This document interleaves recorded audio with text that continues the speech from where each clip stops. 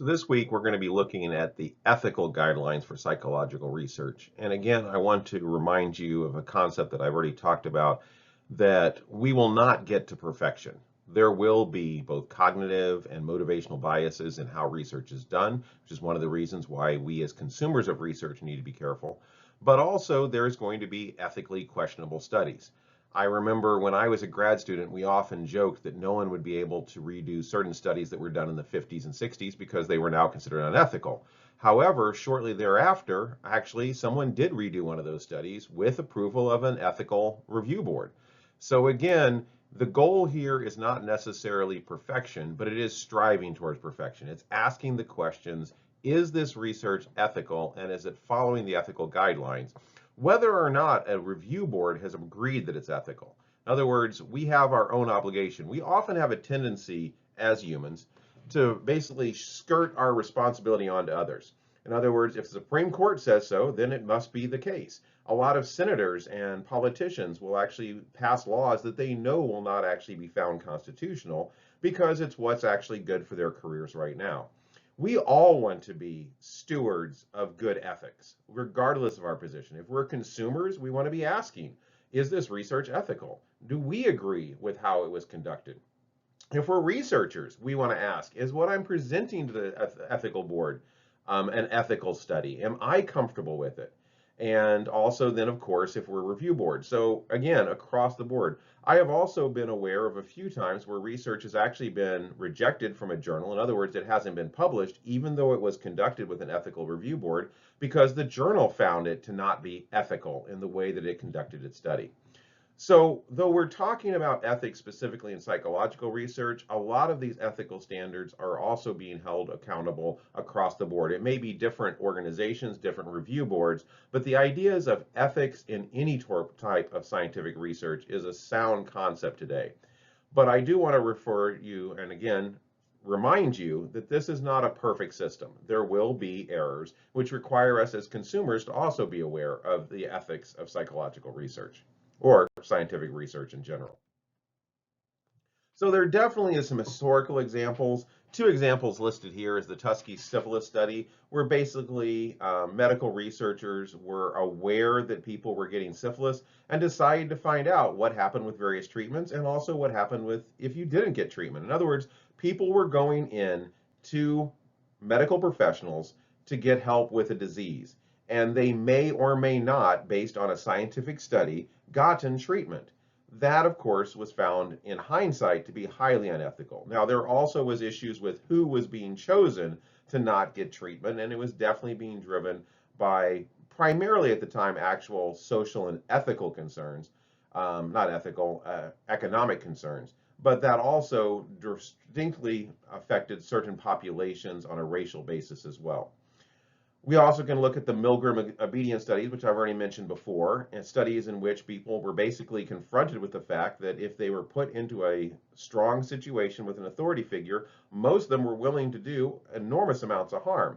Now, again, the study was set up in such a way that it was deceptive. They actually were not causing the harm, but they often believed that they were. And in fact, there were additional studies that were done on this where they were much more likely to be convinced that they were causing harm. And in fact, one study that actually unfortunately exists, they actually did the study where they were causing harm, not to humans, but to animals. And in all of these cases, by the way, they found a very similar effect, that whether or not someone actually knew for a fact they were causing harm or believed they were causing harm, they behaved in very similar ways. Now, these are two examples that I'm specifically talking about, but we can also look at governmental examples of governments during World War II, for instance, that did horrendous things in the names of science. Now, I do want to also put out that just because it is unethical does not necessarily mean there isn't science being found. The question becomes, could the science have been found in a much more humane and ethical way? And the answer almost always is yes. In other words, it may be a shortcut to do things unethically, but it is not necessarily hampering science in such a way to do it ethically. It simply slows the process down sometimes. We'll also talk a little bit about examples where studies have been stopped because they were found ethical to begin with, And then later it was determined that such good was being done that we never actually continued the study. A good example of this is actually small doses of aspirin in heart attacks. The initial empirical study was basically existing before aspirin was being used for heart attacks. So the control group was not necessarily a group of people that were getting a different treatment. They weren't getting the experimental treatment, which was aspirin. As the study went on, they quickly found that the people that were getting the aspirin were much less likely to be getting follow-up heart attacks. And the researchers themselves decided to stop the experiment and start giving all of their patients aspirin doses to stop the heart attacks because they were dealing with life and death. So this was a good example of a study that started out looking ethical, became unethical, and the researchers actually stepped in. And there's multiple examples of this in famous psychological studies. You may have heard of the famous Zimbardo studies, in which Zimbardo was basically simulating a prison system, and he found indeed that people randomly assigned to be either prison guards or prisoners started to fall into very sadistic techniques very quickly. That study also was originally planned to go for a much longer time. Graduate students on Zimbardo's team actually insisted the experiment be stopped and the people be released, considering what they were finding. So again, we can take a look at how researchers who have got an ethical approval sometimes will also realize this is not an ethical study. In 1979, this was all made official. In other words, there was an actual process at the federal level within the United States, but also this process was accepted by most countries throughout the rest of the world to basically be the guidelines for psychological research. And the Belmont Report basically suggested three large principles. The principle of respect for people. In other words, the study to be ethical has to be respecting the subjects of the study. And we'll go into a little more detail what that actually means. The principle of beneficence. The goal of the study should not be, for lack of a better term, evil. It should not be to harm people. Studies to be ethical need to be finding ways to improve life, to make things better for people. And finally, the principle of justice. And this is a little bit harder to define culturally, but the idea again that there should be just treatment and the results should be justly experienced. So for example, if it's a secret organization that is doing a study that is respecting the people, actually is for the greater good, but it is not being shared, it's not being communicated, it's actually being kept secret, that would violate that principle of justice. So again, we're going to go over the specifics of the Belmont Report, but that's the broad concept that all research, especially psychological research, should respect the person, should have the principle of beneficence. In other words, that's just a fancy word for the good of all, or for the good of most, and the principle of justice, that the study itself should be just in the way it's being conducted, it should be transparent, and it should be communicated. So I do want you to do a quick learning activity, and it's one of the actual actions that are listed on the what you should be doing this week, and that is to take a look at the handout, Hepatitis Studies at the Willowbrook State School for Children with Mental Retardation. I want you to read through that study, and I want you to analyze it in terms of the Belmont Report. In other words, as we go through the Belmont Report in more detail, I want you to think about this particular study and what were the ethical problems. But at the same time, I do want you to take the other route and go, what was actually found in this study? Defend the study, if you will. So I want you to do both of those. I want you to critically ask what were the ethical problems, but I also want you to ask what was the study finding? Because sometimes it is a balance between are we treating people with respect, but if we're not necessarily doing that, are we also looking at beneficence and justice? So think about this broadly speaking, and it is a shade of gray. There are very few studies that are 100% ethical, and there's very few studies that are 100% unethical. Most of them fall somewhere in the mid-range, which is why we have committees, and we'll talk about those in this lecture, that actually determine, do we think that this study's benevolence and treatment of people are equal to the good that it will cause? So for example, if you have a study that's basically looking at something that is not particularly interesting to most people, that for example, love of Brussels sprouts, that's probably not going to change the world. That's probably not going to have any huge effects on people. It may still be interesting science, finding out who does and does not like Brussels sprouts and why. And it might inform some Brussels sprouts producers. So there's some good there. But that study would be hard to convince a review board that it needs deception. It needs to have questionable actions as far as how it's being done because the benevolence is fairly low. Conversely, if we're looking at a new cancer treatment that may very well cure some major forms of terminal cancer, we're probably a little bit harder or more likely to allow a study that is a little less ethical because the benevolence of what would be occurring or what would be found by that study is greater. And the greater the benevolence, messing up that word a little bit, the greater the good of the study, the more we have to be careful that we're allowing an ethical study to be conducted. So let's break down the Belmont Report a little bit further, with each principle having an application. We have respect for persons, beneficence, and justice. So respect for persons. This includes informed consent. So informed consent basically means that anyone participating in a study has the right to know what the study is about, and this is generally done in a written form with an informed consent form at the start of the study. It will include information about the title of the study, how to contact the researchers, resources if necessary, but it will also include a brief description, as much as allowed, based on deception and other things going on in the study, to let the person at least know approximately how long, what conditions they'll be in, and what they'll be expected to do. The next part of respect for persons is protection of vulnerable populations. So informed consent assumes that you are legally able to enter into a contract in a way to basically consent to being involved in a study. So vulnerable populations are those populations that may not be considered legally within that society to have the right to give that consent. Examples might include the very young. It might also include people that are challenged by various issues. And they may also include people currently serving in a prison system. So again, if we have vulnerable populations, we want to make sure we've taken extra steps to make sure that we are protecting those. And finally, we want to reduce coercion. So coercion is kind of a difficult shade of gray because what is coercion for one person may not be for another.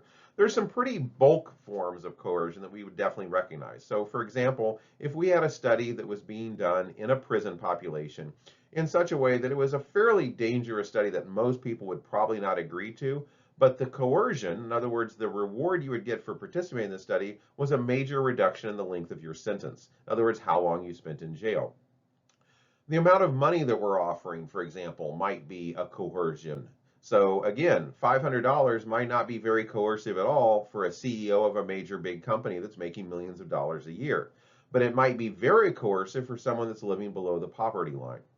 Also, some medical studies have been found to be coercive in that the treatment being offered through making the study, though very questionable, is basically access to research or access to a treatment that could not normally be gotten by that person due to their financial situation. So in that case, again, we're looking at actually how do we increase the chances that we're not actually coercing people into participating in the study. They should be rewarded for their time appropriately. They should be protected if they're a vulnerable population, and they should definitely know what the study's about and make an informed decision, or their guardian should be making an informed decision about their participation. The second one is beneficence, or just basically how good is the study. And there's two levels to this: the cost-benefit analysis for the participants themselves and the cost-benefit for society. So for example, the participants themselves may actually be getting an advantage. Think about, for example, a intervention at a school that is meant to teach people how to read and write more quickly or do math more successfully. The participants themselves may actually get some of the benefits for being involved in the study. Through this study, we found that the following technique actually works better, and that's the technique we're going to use going forward. That's a cost-benefits analysis participant. Not always will the participants directly benefit from the study, and that's where we also look at the cost-benefit for society. So there may be some situations where the cost-benefit analysis is primarily for the participants. There may be some where the cost-benefit analysis is primarily for the society, and sometimes it's going to be for both. And finally, we have justice. And I've kind of broadly talked about justice in terms of what it actually implies, but here's some more specifics. So for example, justice involves how are the participants themselves selected. So assuming we've done everything else right, are we out now doing things that are unjust in how we select the participants? Are we particularly choosing vulnerable populations? Not because it's necessary for the research question, but because it makes it easier for us to do our study.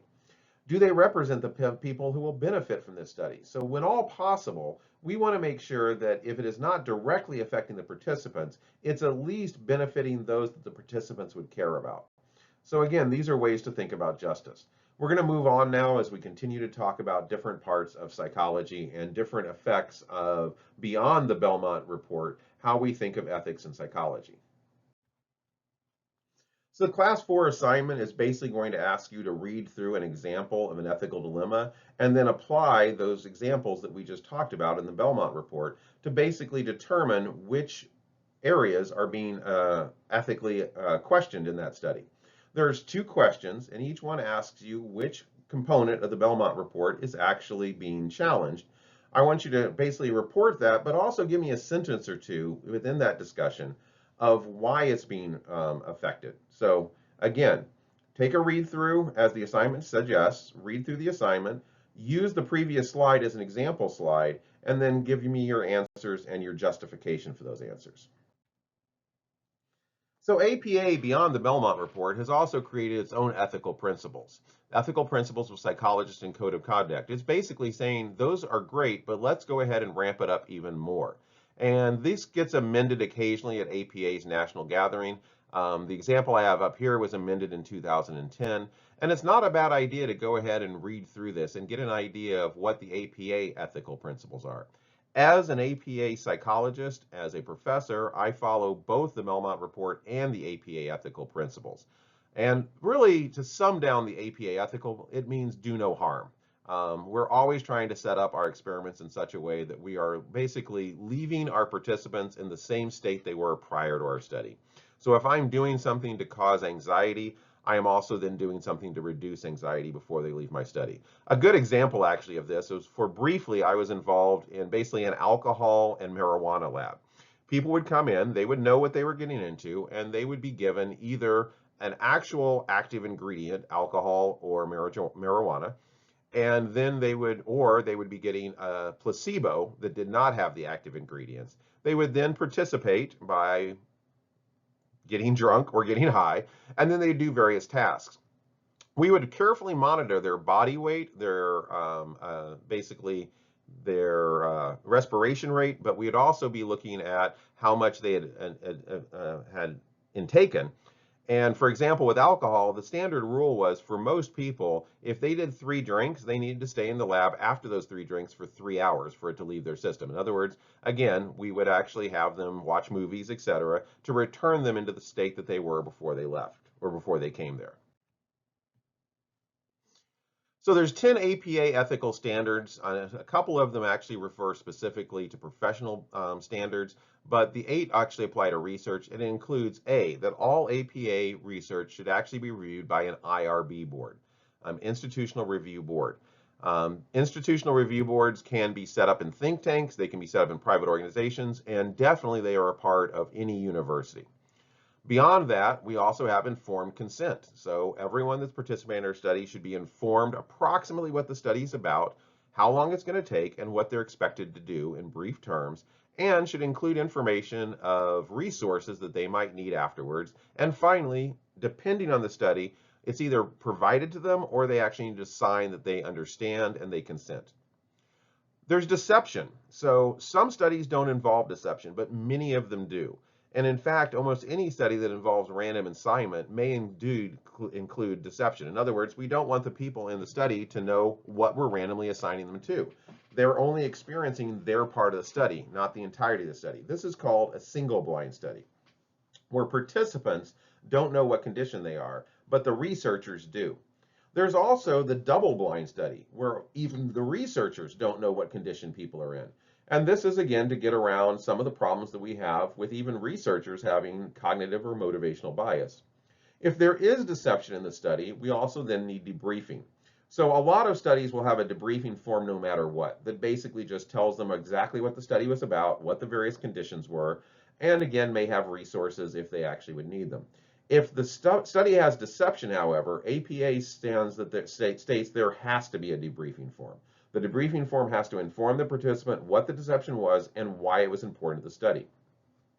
There is information in the APA ethical standards about research misconduct.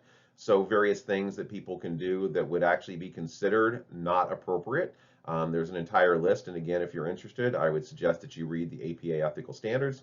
And there's actually a section on animal research, including whether or not animal research is appropriate, and we're going to talk about that a little bit in the upcoming slide. So before we get to animal research, let's talk about the Institutional Review Board itself, the IRB.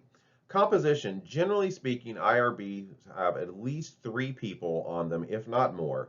And generally, there's going to be someone from the organization itself, an expert in the field, and someone from the community at large. And the idea behind this is that's the 3 groups that are involved. We have a scientist, someone that actually would know the science of it. We have someone that's in administration of that science that has an idea of what this might look like to people looking from the outside at the study. And we also have someone that's from the community at large. In other words, representing the people that might be in this study. The procedures are generally going to be various set meetings that occur where they discuss various studies. And there probably is going to be a procedure for what's called expedited review. A lot of studies are just surveys, for instance. They just ask questions and then look for relationships. Those often are considered expedited reviews. The IRB will basically just rubber stamp them, and there may be people on the board that just does a quick review. Is there any deception? Is there any ethical problems? If not, they just need to be rubber stamped. However, anything with deception, anything that uses invasive procedures, anything that uses animals is going to most likely get a full institutional review board where they're going to discuss it. Applications are usually a systematic process where you're not providing the entire study, but you are providing the Institutional Review Board with exactly what you're going to do, exactly what the ethical concerns are, and exactly what any deception or invasiveness or animal use is going to be involved, and again, justifies why it's necessary. So here's just a quick example of an informed consent. Generally speaking, we're going to have a title of the study. It's going to sometimes not necessarily give a lot of information. So for example, memory and motivation may conceal a deception within it. We're going to have the actual person who's running the study and their contact information. We're going to have a statement of why the research is happening. We're going to have a statement of what's the purpose of the study. We're going to have a statement of approximately how many people are going to be participating and how long they'll be in the study and what actually happens during the study. Again, we're informing the participants as much as we can within the reasonable constraints of the study itself, what's happening so they can make an informed decision to participate. If there is deception, like I said, the first question is to realize, is deception always unethical? Not necessarily, and certainly we couldn't learn a lot about psychology without some level of deception. Like I said, most psychological studies have some form of at least single blind, where the person participating either in the study or even filling out the survey doesn't really know exactly what's going on or what's specifically being interested in. What priorities do we balance in the deception of the study? So again, we're balancing the priorities of, is it affecting positively the participants or the participants group or society in general? What is the advantage? So if it's something that needs deception, we need to justify why it needs deception. And again, if it is requiring deception, we're going to have a debriefing form. And it's required by any study that has deception in it by the APA. So again, that's not the Belmont report, that's the APA requirements.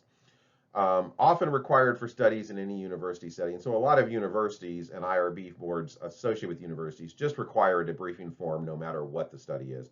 And that would be a part of your application, both your informed consent and your debriefing for them to review. Research misconduct is a broad category, and I mentioned earlier reading through the APA guidelines to get a big idea, but basically it can be broken down into fabrication, falsification, and plagiarism. Fabrication is basically creating data. Falsification is doing something with the data without telling people that you've done it. So for example, it is completely acceptable in a study to say in the results section that there was 37 participants and 3 participants were removed from this study for the following reasons. Excuse me. Oh, I've permanently recorded some sneezes. That is not fabrication or falsification. Falsification is basically just reporting that you knew there were 42 participants. You never mentioned 42. You mentioned 37. And you never mentioned why those people were removed from the study. That's falsification. And plagiarism is stealing someone else's work. whether it is their research without citation, whether it's the actual data that they collected. In other words, if you report study that you found and you don't say where the data came from or how it occurred, that would also be plagiarism. So fabrication, we're creating data.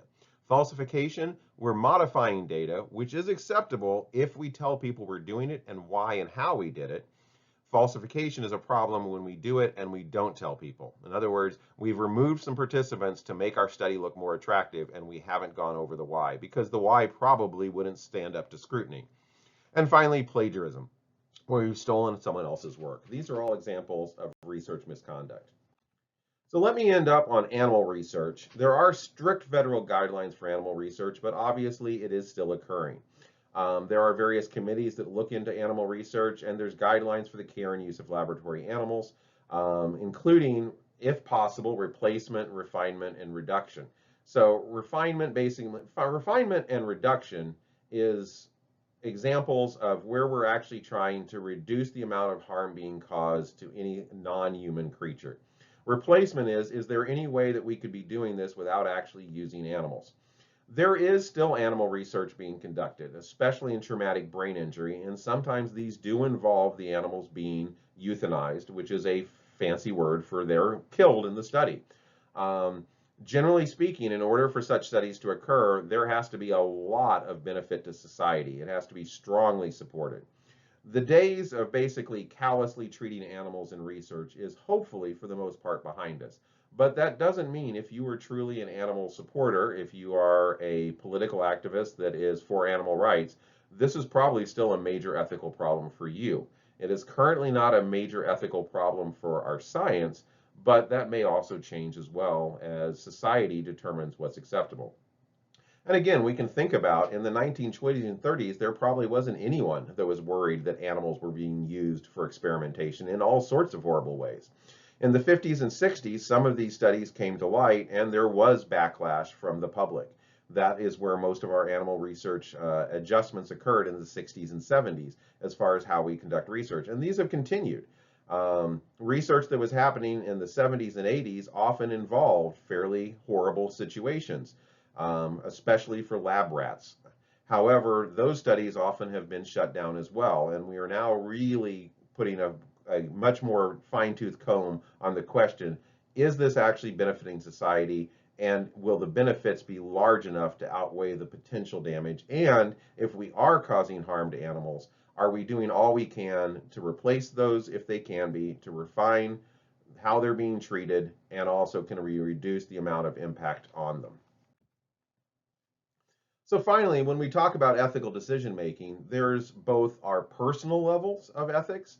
There is our ethics as a scientist. There's the ethics that are required by both the APA and the Belmont Report. And then there's also the ethics of the society as a whole.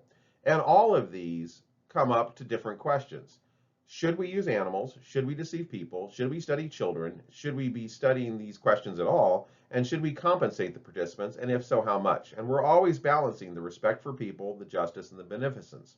Currently, our society has determined, yes, we can do research on animals, but it should be for life-saving techniques. Should we deceive people? Generally, our society has determined that deceiving is acceptable as long as the people are being returned to their original condition and are informed of the deception afterwards and why that deception was important. Should we study children? We want to be extra careful, but currently our society agrees that studying children, especially if the benefits are going to be strong, are there, and sometimes studying children is what's required. If we're interested, for example, in first and second grade education and potential interventions that increase the success of said education, we really can't study anyone else. So we should always be asking, should we study this question at all? Is it a relevant question ethically? And there are some questions that we have stopped looking at because they're unethical. And finally, we want to be careful if we're compensating participants, are we also being unduly coercive? So hopefully all of these have given you an idea of kind of thinking through these problems, thinking through them individually, being able to think through them when you're reading research as a consumer, but also what you're actually expected to be doing if you are a researcher or you are someone disseminating research.